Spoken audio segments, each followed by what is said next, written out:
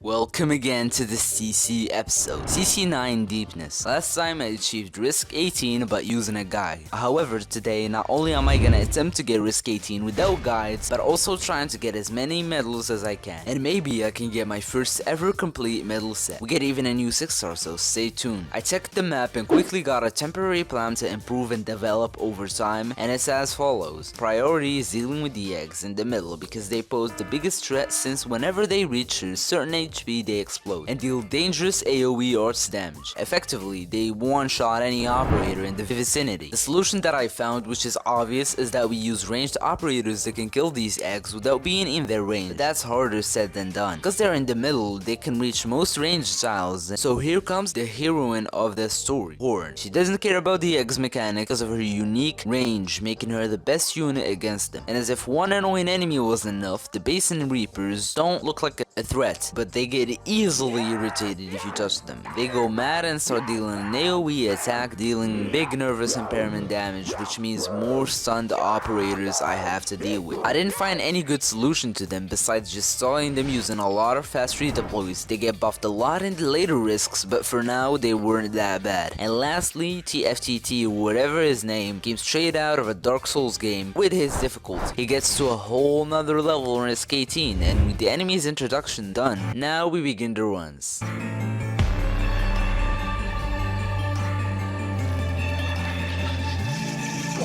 Hiding in the dark, kept myself in silence for too long.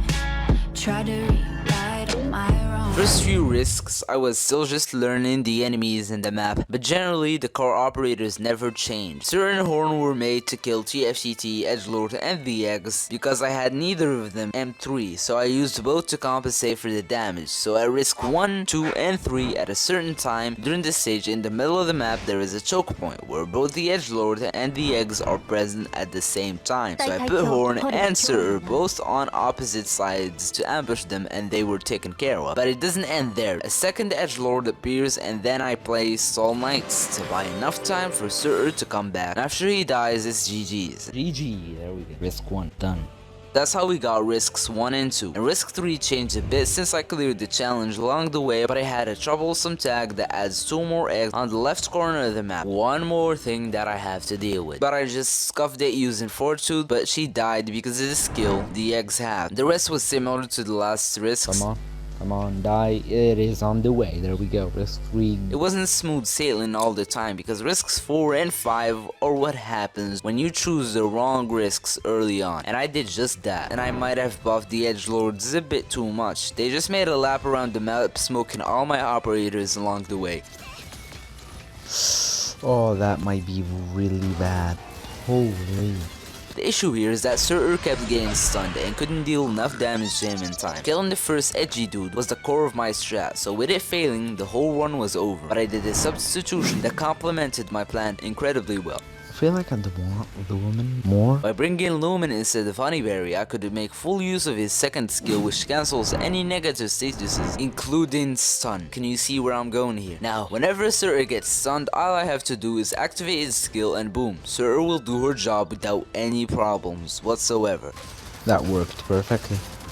As for the second boss, well, again, Arknights, until Sir can combat with that heat, and with that, risks 4 and 5 are complete. Risk 6 had both the buffed Edgelords and the extra 2 eggs, requiring even more multitasking to pull off this time. Instead of using Fortitude, Cruz was more than capable to do the job, and she was way cheaper. So even if she dies, my DP won't take a hit. She does need to be redeployed a couple of times, but at least both those eggs were now dealt with. Apart from that, the strategy was pretty much the same, with only a few close calls here and there. Just like that, I had finished risk 6. Apart from CC, I also pulled on the joint operations banner that came with the event. It includes 4 really good 6-star operators, Exu, which I already have, Suave, Scotty, which I don't really want, Mountain, a really good guard, but the operator I really want is none other than KAL'TSIT. I had 12k random sum tickets, which totaled to about 35 pulls, and a waifu to gacha, but it wasn't looking good. In fact, 20 pulls in and I still didn't see a rainbow bag. But on my 30th and last 10 pull, this happened. If I don't get a 6-star here, I'm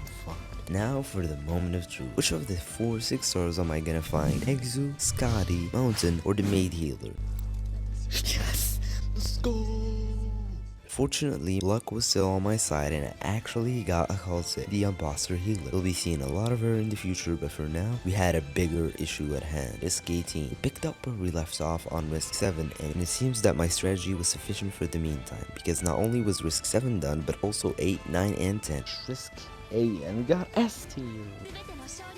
Risk 10, 8 more to go. I was honestly surprised that this strategy carried me this far, though the same could not be said for Risk 12. Looking back at it, it was probably because of my horrendous choice of risks. I made the crucial mistake of choosing DP related debuffs by decreasing DP regeneration by 25% and doubling the cost of my Vanguard and Defenders, mainly Myrtle and Horn, two crucial operators in my squad, which weakened my main source of DP and my only solution to the EX. Additionally, I chose the risk that reduces my squad limit that left me with fewer operators to work with, but after carefully monitoring my DP and making full use of my operators, Risk 12 was indeed over. By Risk 13, I got tired of the doubled cost of Horn, so I got rid of it, but then I decreased my operators attack instead, which was not fun either, but nonetheless, Risk 13 was also accomplished. That took a long time. As for Risk 14, it was finally time. I couldn't take it anymore. It was the moment I had to ask for help. And no, I'm still not using a guide, but help from none other than Shelter. She was a blessing, to be honest, because now I could rest easy knowing that the second FTT was going to be melted, or should I say drowned. And that's how I cleared Risk 14, proving that my strategy was still holding up very well. But apparently, using Shelter was going to make my life much easier, since I had been trying to get Risk 14 for more than 4 hours, but somehow having her was as if I had finally found a breakthrough. Though before that, we have to talk about our progress with medals, because that's the whole point. As of Risk 14, we had a total of 4 medals, all of which were pretty easy to get, like buying the welfare operator Errato or getting an S rating, but the next medals were much harder, especially reaching a rating of SSS in CC9, aka Risk 18. So let's continue and see if we manage to get at least that. As I said, after Risk 14, which was a roadblock, the following risk was, to be frank, rather straightforward, only choosing the correct risks that won't hinder my strategy and following the same plan as always. And by doing exactly that, after only 2 or so tries, Risk 15 was also done. Was that really Risk 15? Yeah, hell yeah, bro, I'm taking that. Only 3 risks more and we can do it in week 1. But now a problem had occurred, because those 2 eggs in the corner now became 4, and Cruz was not going to cut it anymore. So I decided to change a bit and use both Exu and Cruz to deal with the middle eggs, and switch the focus of Horn to those on the left. And by quickly making that decision, not only did we clear Risk 16, but again, also Risk 17. Yes. No, I did 2 risks in a row. No, I might just do it. I might have did it. I might have done it. Let's go. We just got Risk 17. And with that, I was ever so close to getting Risk 18, or to maybe even obtaining the full medal set I desired so much. Now for Risk 18. This was the run to end all runs. I mean, I think we just found the perfect, not the perfect, but a working run without a guide. Oh, come on, again. Okay, now this is the final run to ultimately be able to get the entire medal set. This was it. The revised plan is as follows. Myrtle for fast DP, Exu and Cruz to deal with the eggs in the middle, followed by Horn to clear the ones in the corner. I left Roma to cover for Horn, and after all the eggs are gone, I retreat Horn because I'll need her later on. And then I get Sir ready for the big fight and the most crucial part of the tradition.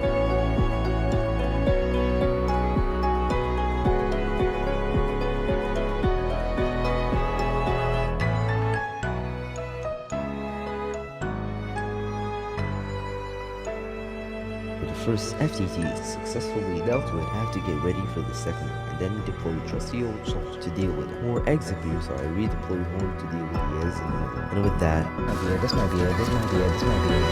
We did Risk 18. We fucking did Risk 18. We just did Risk 18. I officially ended my CC9 journey by clearing Risk 18 without any guides for the first time since I began playing Arknights 10 months ago. The reason I was so surprised by that was that not only did we get Risk 18, we did it in the first week, fetching me the trimmed version of the medal, which is the following days I cleared the daily risks for the medal. All the challenges done. And with that, we have done all the challenges. And as for the medal set, boy, did it. And after that, we got the complete and even trimmed medal set.